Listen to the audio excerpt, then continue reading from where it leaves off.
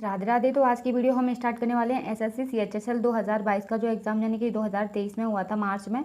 तो उसकी 4 शिफ्ट 9 मार्च की 4 शिफ्ट के जीएस के 25 क्वेश्चनों को डिस्कस करने वाले हैं। तो स्टार्ट करते हैं फर्स्ट क्वेश्चन से।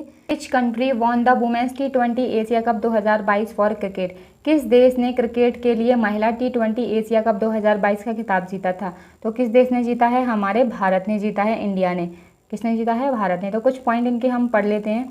देखो, भारत ने महिला एशिया कप 2022 के फाइनल में श्रीलंका को 8 विकेट से हराया था। कितने? 8 विकेट से। और ये जो जीत है वो हमारे भारत ने 7वीं बार हासिल की है। कितनी बार? 7वीं बार ये स्थान हासिल किया है। श्रीलंका ने टॉस जीतकर पहले बल्लेबाजी करने का फैसला किया था। श्रीलंका ने 20 ओवर में 10 विकेट खोकर 65 रन बनाए। भारत ने 8.3 ओवर में 2 विकेट के नुकसान पर 71 रन बनाए। स्मृति मंधाना, ये मेरी फेवरेट वुमेन्स क्रिकेट टीम की क्रिकेटर हैं, स्मृति मंधाना। इन्होंने 25 गेंदों के नाबाद 51 रन बनाए थे। कितने? 25 गेंदों में 51 रन बनाए थे। और जो रेणुका सिंह ठाकुर हैं, इन्होंने श्रीलंका के खिलाफ 3 विकेट के लिए, जबकि राजेश्वरी गायकवाड़ और स्नेह राणा ने 2-2 विकेट लिए थे। कितने? 2-2 विकेट लिए थे इन्होंने। भारत बनाम श्रीलंका का जो एशिया कप 2022 था, जिस सिलहट इंटरनेशनल क्रिकेट स्टेडियम में हुआ था। कहाँ पे हुआ था? सिलहट इंटरनेशनल क्रिकेट स्टेडियम में। क्वेश्चन नंबर 2 है, संख्या संगठन का निम्नलिखित में से कौन सा युग्म सही है? फर्स्ट स्टेटमेंट है यहाँ पे, परमाणु संख्या प्रोटॉनों की संख्या होती है, बिल्कुल।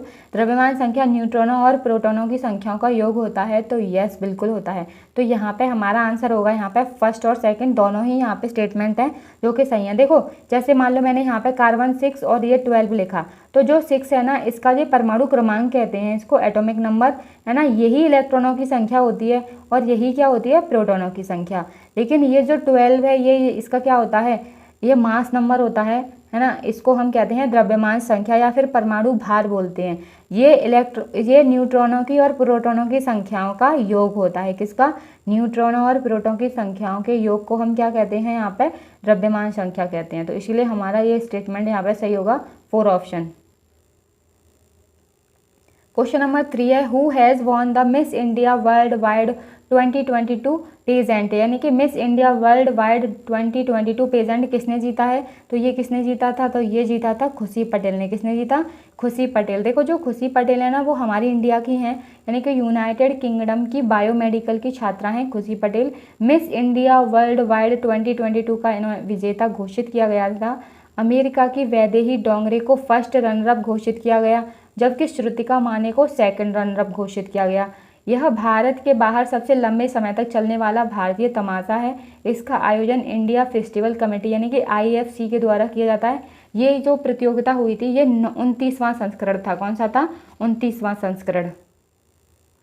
4 है, which of the following pairs of mineral source is correct? खनिज पदार्थ स्रोत का निम्नलिखित में से कौन सा युग्म सही है? तो देखो, उसने बोला है कि विटामिन ए पपीता में होती है, तो बिल्कुल होती है। और जो लो होता है यानी कि आयरन, वो पालक में होता है, तो ये भी सही है। तो इस ऑप्शन का हमारा आंसर यहाँ पे क्या होगा? फर्स्ट और सेकंड यहाँ पे दोनों सही हैं। देखो, विटामिन ए है, ये आम, पपीता, गाजर है ना, और लाल रंग के जो खाद्य पदार्थ होते हैं ना, उनमें होता है। अगर मैं सबसे ज़्यादा विटामिन ए पूछूंगी तो किस में होता है? तो वो आपका गाजर में सबसे अधिक विटामिन ए पाया जाता है। और जो लोह होता है यानी कि आयरन, ये पालक में और हरी सब्जियों में अधिक होता है। तो ये मैं बता देती हूँ, लोह जो होता है वो किस किस में होता है। देखो, लोह लाल रक्त कोशिकाओं को बनाने में महत्वपूर्ण है। किसमें है? लाल रक्त कोशिकाओं को बनाने में महत्वपूर्ण होता है ये। जो शरीर के चारों ओर क्या करती हैं? ऑक्सीजन लेकर के जाती हैं। और आयरन की कमी से रोग कौन सा होता है? एनीमिया रोग। कौन सा होता है? एनीमिया। इसके कुछ अच्छे स्रोत क्या होते हैं आयरन के? यकृत, लाल मांस, बीन्स होते हैं, है ना, और बीन्स छोले होते हैं, मेवे होते हैं जैसे कि खुबानी वगैरह होते हैं। वो गढ़ वाले नाश्ता अनाज होता है, सोया उत्पाद, आंवला, पालक, गुड़, दाल, ये सब क्या होते हैं? आयरन के सोर्स होते हैं। क्वेश्चन नंबर 5 है, who has made history by becoming the first women vice president of United state of America? संयुक्त राज्य अमेरिका की पहली महिला उपराष्ट्रपति बनकर इतिहास रचा है। तो पहली महिला उपराष्ट्रपति बनी है संयुक्त राज्य अमेरिका की, तो वो कौन बनी है? कमला हैरिस। कौन बनी है? कमला हैरिस। देखो, कमला हैरिस जो है वो कैलिफोर्निया की पूर्व अटॉर्नी जनरल है। कौन है? अटॉर्नी जनरल है। उनकी जो माँ थी ना, वो इंडियन थी। कमला हैरिस की जो मॉम है वो क्या है? इंडियन।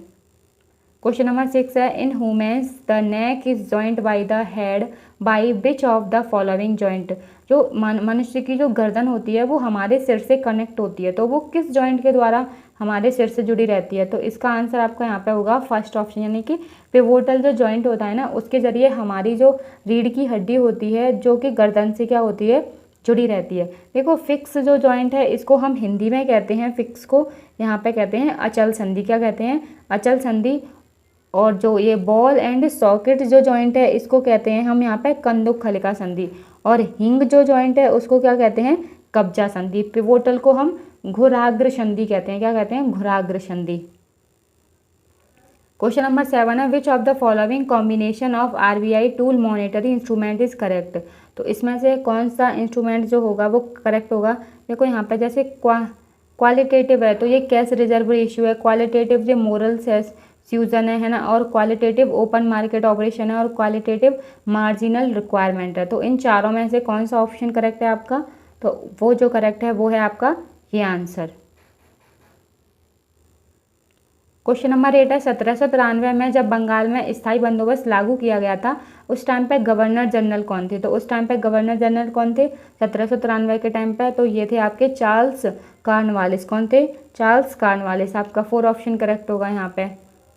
क्वेश्चन नंबर 9 है कि gompa the largest centre of Buddhist learning in the western Himalayas is situated in the state union territory of. पश्चिमी हिमालय में बौद्ध शिक्षा का सबसे बड़ा केंद्र की गोम्पा डैश राज्य क्षेत्र में स्थित है। तो की गोम्पा जो है वो किस राज्य में स्थित है, तो वो आपका यहाँ पे होगा हिमाचल प्रदेश में। कहाँ पर है, हिमाचल प्रदेश में है। तो आपका यहाँ पे 3 ऑप्शन करेक्ट होगा। नेक्स्ट क्वेश्चन है 10, which Indian freedom fighter is also known as the Bismarck of India. किस भारतीय स्वतंत्रता सेनानी को भारत का बिस्मार्क भी कहा जाता है। तो किसको हम भारत का बिस्मार्क कहते हैं, तो इसका ऑप्शन आपका करेक्ट होगा सरदार वल्लभ भाई पटेल। सरदार वल्लभ भाई पटेल को हम लौह पुरुष के नाम से भी जानते हैं, है ना। ये जो थे ये क्या थे, पहले उप प्रधानमंत्री और गृह मंत्री रहे थे सरदार वल्लभ भाई पटेल। इन्होंने 550 जो देशी रियासतें थी उन्हें भारत में विलय कराया था। तो हमारा यहाँ पे 4 ऑप्शन करेक्ट होगा। क्वेश्चन नंबर 11 है, arid soil are characteristically developed in dash characteristics in dash characteristics arid topography. तो इसका आंसर आपका कौन सा सही होगा, तो ये जो सही होगा वो होगा यहाँ पे वेस्टर्न राजस्थान। देखो इसका मतलब क्या है, मैं हिंदी बता दे रही हूँ, यानी कि जो शुष्क मुद्राएं होती हैं वो विशिष्ट शुष्क स्थलाकृति वाले विशिष्ट वेस्टर्न राजस्थान में अवलांचनिक रूप से पाई जाती हैं। कहाँ पर, वेस्टर्न राजस्थान में। तो आपका 3 ऑप्शन करेक्ट है। क्वेश्चन नंबर 12 है, article 2 of the Indian constitution is related with. भारतीय संविधान का आर्टिकल 2 किससे संबंधित है, तो ये संबंधित है आपका नए राज्यों का प्रवेश और उनकी स्थापना। तो आपका 2nd ऑप्शन करेक्ट है। क्वेश्चन नंबर हमारा 13 है, as per the census of the 2011 what is the annual growth rate in population of India from 2001 to 2011। 2011 की जनगणना के अनुसार 2001 से 2011 तक भारत की जनसंख्या का वार्षिक वृद्धि दर क्या है। तो भारत की जनसंख्या का वार्षिक वृद्धि दर क्या है, तो इसका आंसर है आपका यहाँ पे 1.64% है। कितना है, 1.64% है। आपका फर्स्ट ऑप्शन करेक्ट होगा। क्वेश्चन नंबर 14 है, what is the full form of the NCRB. देखो एनसीआरबी की फुल फॉर्म क्या होती है, तो इसका आंसर आपका यहाँ पे होगा नेशनल क्राइम रिकॉर्ड ब्यूरो। क्या होती है, नेशनल क्राइम रिकॉर्ड ब्यूरो, मतलब राष्ट्रीय अपराध अभिलेख ब्यूरो है। इसकी जो स्थापना थी वो 1986 में हुई थी और इसका जो हेडक्वार्टर है वो दिल्ली में है। क्वेश्चन नंबर 15 है, Uday Shankar was an Indian dancer best known as for creating a which exhibit. यानी कि जो उदय शंकर हैं वो भारतीय डांसर हैं, है ना, वो किससे संबंधित हैं, तो यहाँ पे किस डांस से संबंधित हैं, तो इसका आंसर आपका यहाँ पे होगा नृत्य की फ्यूजन शैली से। किससे हैं यहाँ पे, वो नृत्य की फ्यूजन शैली। तो आपका यहाँ पे 4 ऑप्शन करेक्ट है, fusion style of dance. Question number 16 है, international tiger day is observe on. अंतर्राष्ट्रीय बाघ दिवस डैश को मनाया जाता है। तो अंतर्राष्ट्रीय बाघ दिवस ये कब मनाया जाता है, तो ये मनाया जाता है आपका 29 जुलाई को। कब मनाते हैं, 29 जुलाई। तो आपका 3 ऑप्शन सही है। क्वेश्चन नंबर 17 है, निम्नलिखित में से किन वर्षों के दौरान कुतुबुद्दीन ऐबक ने शासन किया था। During which of the following years did Qutubuddin Aibak rule. यानी कि कुतुबुद्दीन ऐबक ने कितने साल से कितने तक शासन किया था, तो उन्होंने 1206 से और 1210 तक शासन किया था। कब तक, 1206 से 1210 तक। देखो कुतुबुद्दीन ऐबक हैं वो गुलाम वंश के संस्थापक थे। किसके थे, गुलाम वंश के। उसने भारत के इतिहास में पहली बार सुल्तान की उपाधि भी धारण करी थी। उसने लाहौर को राजधानी और बाद में फिर दिल्ली को राजधानी बनाया था। उसे लाख बख्श या उनकी उदारता के लिए लाखों के दाता के रूप में भी जाना जाता है, क्योंकि उसने बहुत सारे उधार दान दिया था, है ना। उसने ख्वाजा कुतुबुद्दीन बख्तियार काकी की याद में कुतुब मीनार का भी निर्माण कराया, लेकिन केवल पहली मंजिल ही उन्होंने बनवा पाई थी, उसके बाद उनका देहांत हो गया था। ऐबक को दिल्ली में कुतुब मीनार और अजमेर में 2.5 दिन का झोपड़ा बनवाने के लिए भी जाना जाता है। देखो कुतुबुद्दीन ऐबक ने यानी कि कुतुब मीनार की नींव तो रखी थी, लेकिन इसको जो कुतुब मीनार थी उसे पूरा करवाया था इल्तुतमिश ने, क्योंकि कुतुबुद्दीन ऐबक के बाद उनका जो यानी कि अधिकारी थे ये उनकी सेना में इल्तुतमिश, तो वो यहाँ पर शासन पर बैठे थे। और इल्तुतमिश के बाद उनकी जो बेटी थी रजिया सुल्तान, वो दिल्ली की सल्तनत मतलब शासन उन्होंने किया था। नेक्स्ट क्वेश्चन पे चलते हैं। क्वेश्चन नंबर 18 है, which of the following pairs of the players in a team sport is correct. तो इनमें से कौन सा हमारा स्टेटमेंट सही होगा। वो कह रहा है कि 11 जो खिलाड़ी हैं वो बास्केटबॉल में होते हैं क्या, 11 खिलाड़ी वॉलीबॉल में होते हैं।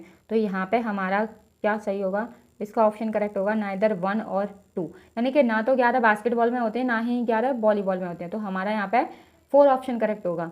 क्वेश्चन नंबर 19 है, in a star network how many lines are required for connecting an node to the host node. किसी स्टार नेटवर्क में एन नोड को होस्ट नोड से जोड़ने के लिए कितनी लाइन की आवश्यकता होती है। तो कितनी लाइन की ज़रूरत होती है, तो इसका आंसर आपका 4 ऑप्शन सही होगा, n-1 नोड की ज़रूरत होती है। कितनी, n-1।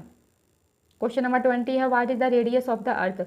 पृथ्वी की त्रिज्या कितनी है। तो हमारी पृथ्वी की जो त्रिज्या है रेडियस वो कितनी है, 6371, यानी कि 6371 किलोमीटर है। आपका फर्स्ट ऑप्शन सही होगा। क्वेश्चन नंबर 21 है, which of the following shortcut key is used to make the content of a cell underline in MS Excel 365, यानी कि MS यानी कि जो माइक्रोसॉफ्ट ऑफिस है उसमें हम अंडरलाइन करने के लिए कौन सी शॉर्टकट की का यूज़ करते हैं। तो यहाँ पे हमारी Ctrl+U का यूज़ करते हैं अंडरलाइन करने के लिए। नेक्स्ट क्वेश्चन है 22, which of the following statement is correct regarding the bank reserve. इन दोनों में से कौन सा स्टेटमेंट करेक्ट होगा according to the bank reserve के, है ना। First statement, these reserve are kept partly as cash and partly in the form financially instrument. Second है, cash reserve ratio are deposits which commercial bank with the reserve bank of India. तो मतलब पहला जो statement है वो कहना चाहता है यहाँ पे बैंक आरक्षित निधि के संबंध में यहाँ पे कौन सा स्टेटमेंट सही करेगी। तो यहाँ दोनों ही स्टेटमेंट हमारे यहाँ पे क्या होंगे, सही होंगे। तो बोथ 1 and 2 दोनों ही सही हैं। क्वेश्चन नंबर 23 है, who won the men single title at the Australian open 2022। Australian open 2022 में पुरुष एकल का खिताब किसने जीता है। तो पुरुष एकल का जो खिताब है वो किसने जीता है, तो ये जीता है राफेल नडाल ने। किसने जीता है, राफेल नडाल। ये स्पेन के खिलाड़ी हैं जो कि टेनिस खिलाड़ी हैं। कौन है, टेनिस। क्वेश्चन नंबर 24 है, which of the following comes under the part 9 of the Indian constitution. निम्नलिखित में से क्या भारतीय संविधान के भाग 9 के अंतर्गत आता है। तो भाग 9 के अंतर्गत क्या आता है, भाग 9 में हमारी पंचायतें आती हैं। क्या आती हैं, पंचायतें। तो यहाँ पे 4 ऑप्शन करेक्ट है। क्वेश्चन नंबर 25 लास्ट क्वेश्चन है शिफ्ट का, विच of the following is an endemic species. निम्नलिखित में से कौन सी एक स्थानिक प्रजाति है। स्थानिक प्रजाति है कि एक ही स्थान पर मतलब वो रहती हों शायद। क्या होगा इसका आंसर आपका यहाँ पे होगा निकोबार जो कबूतर है ना, वो यहाँ पे आपकी स्थानीय यहाँ पे क्या होगी, प्रजाति होगी। देखो वे प्रजातियाँ होती हैं, ये स्थानीय प्रजातियाँ उनको कहते हैं, वे प्रजातियाँ जो विशेष रूप से किसी विशेष क्षेत्र या फिर विशिष्ट स्थान में पाई जाती हैं, तो उनको क्या कहते हैं, हम स्थानिक प्रजाति बोलते हैं। तो आई होप आपको ये 25 क्वेश्चन समझ आए होंगे। अगर आपको वीडियो अच्छा लगा है तो लाइक कर देना, और अगर ऐसे ही प्रीवियस ईयर के जीएस के क्वेश्चन देखने के लिए आप इस चैनल को सब्सक्राइब भी कर देना। तो कल मिलते हैं हम एक नई वीडियो के साथ। So thank you so much.